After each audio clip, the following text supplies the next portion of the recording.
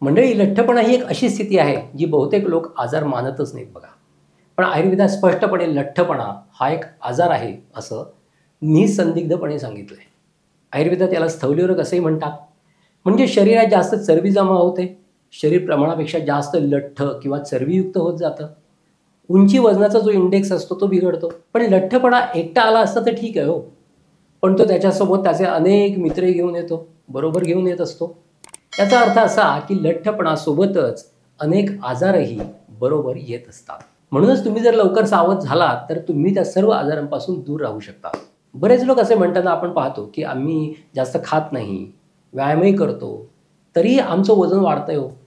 वजनासाठी कितीही प्रयत्न केले तर थोडंसं वजन कमी जास्त होतं, पण ते पुन्हा वाढत राहतं. मग नेमकं करायचं काय? ही समस्या अजिबात सुटूच पाहत नाही अजिबात. तुम्हाला ही एक अतिशय जटिल समस्या वाटत असेल आणि तसं वाटणं अगदी साहजिक आहे. आज आपण या समस्येवरच एक फार छान उपाय पाहणार आहोत. त्याचे परिणाम तुम्हाला खूप चांगले मिळतील याची मला खात्री आहे. आयुर्वेदाचा महिमा असा आहे की तुमचं क्वालिटी वजन आयुर्वेदाचे सिद्धांत, आयुर्वेदाच्या गोष्टी जर पाळल्या तर नक्कीच कमी होईल. मंडळी, लठ्ठपणासाठी आपल्याला चरक, अष्टांग हृदय यासारख्या आयुर्वेद ग्रंथांमध्ये बऱ्याच गोष्टी सांगितलेल्या आहेत, ज्या आजही तितक्याच खऱ्या आणि प्रभावी ठरत आहेत जितक्या त्या 5000 वर्षापूर्वी ठरत होत्या. लठ्ठपणा तुमच्या शरीरात काय काय प्रॉब्लेम्स निर्माण करू शकतो हे आयुर्वेदाने आधीच सांगून ठेवले बघा. यासोबतच आयुर्वेद आपल्याला लठ्ठपणावर मात कशी करायची हेही छान सांगतो, जे आजही व्यावहारिक आहे, अगदी व्यवस्थित लागू पडतं. प्रथम लठ्ठपणाची व्याख्या कशी करणार? लठ्ठपणामध्ये नेमकं होतं काय ते पाहूया. मेद धातू नावाचा तुमच्या शरीरातला चौथा 4 नंबरचा धातू हा चांगला तयार होत नाही. अतिरिक्त मेद किंवा चरबी तुमच्या शरीरात विशेषतः नितंब, पोट आणि छातीत जमा व्हायला लागते. त्यामुळे तुमच्या पोटातला वायू वाढतो आणि त्यामुळे तुम्हाला भूक जास्त लागते. त्यामुळे होतं काय, तर तुम्हाला सारखी खावखाव सुटते आणि तुम्ही जास्त खातासुद्धा. आणि तुम्ही जे काही खाता ते लवकर पचतंसुद्धा आणि त्यामुळे मेद आणखीच वाढत जातो आणि तुमचं वजन वाढत जातं. म्हणून यासाठी आयुर्वेद आपल्याला असे काहीतरी घेण्यास सांगतो जे भूक तर भागवेल पण तुमचं वजनही वाढवणार नाही. आयुर्वेदात एक श्लोक आला आहे बघा.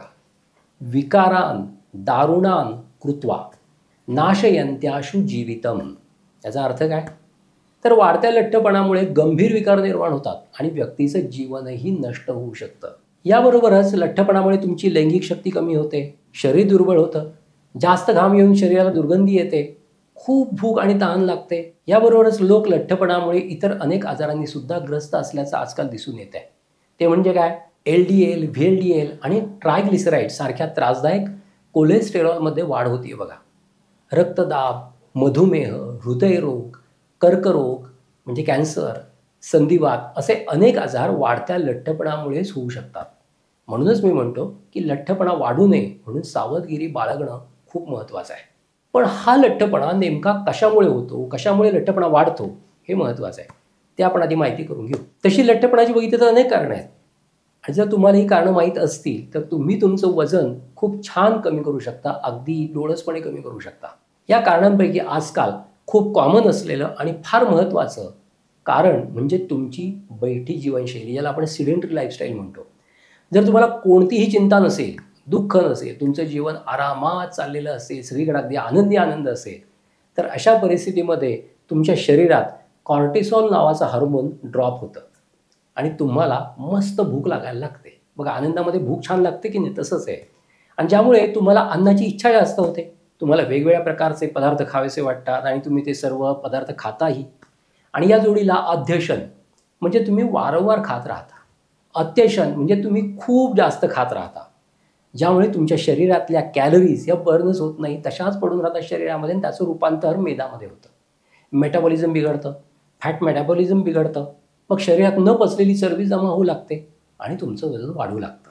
दुसरं कारण म्हणजे तुम्ही वेळेवर जेवण करत नसाल तर तुम्ही बाहेरचं जंक फूड, फास्ट फूड, गोड पदार्थ जास्त खाणं, आंबट खारट पदार्थ जास्त खाणं आणि पचण्याचे जे जड पदार्थ आहेत ते जास्त खाणं, हॉटेलिंग जास्त करणं, व्यायाम न करणं, त्यामुळे होतं काय, तर तुमची मेदाची भूक हळूहळू कमी होते, सप्रेस व्हायला लागते आणि त्याच्यामुळे अग्नी आणि तुमच्या शरीरातला अग्नी आणि मेदाग्नी सप्रेस होतो, त्याचं मेटाबॉलिझम बिघडतं, मंदावतं आणि अर्धवट पचलेली चरबी शरीरात जमा व्हायला लागते, ज्यामुळे तुमचा लठ्ठपणा आणखी वाढायला लागतो. जर तुम्हाला हायपोथायरॉइडिझम असेल तर तुमचं वजन तेव्हा देखील वाढू शकतं. हायपो म्हणजे काय तर कमी. या हायपोथायरॉइडिझममध्ये थायरॉइड ग्रंथीचे स्राव कमी प्रमाणात स्रवतात.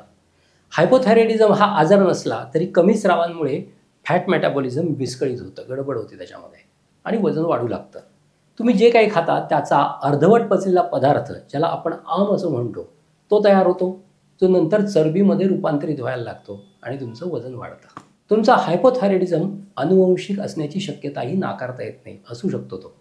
परंतु आजकालच्या चुकीच्या खाण्यापिण्याच्या पद्धतीमुळे, सवयींमुळे थायरॉईडचा प्रॉब्लेम कोणालाही होताना दिसतोय. मंडळी, आज आपण पाहिलं की लठ्ठपणामुळे कोणकोणते आजार होऊ शकतात ते. याबरोबरच लठ्ठपणाची वाढण्याची कारणं कोणती आहेत ते.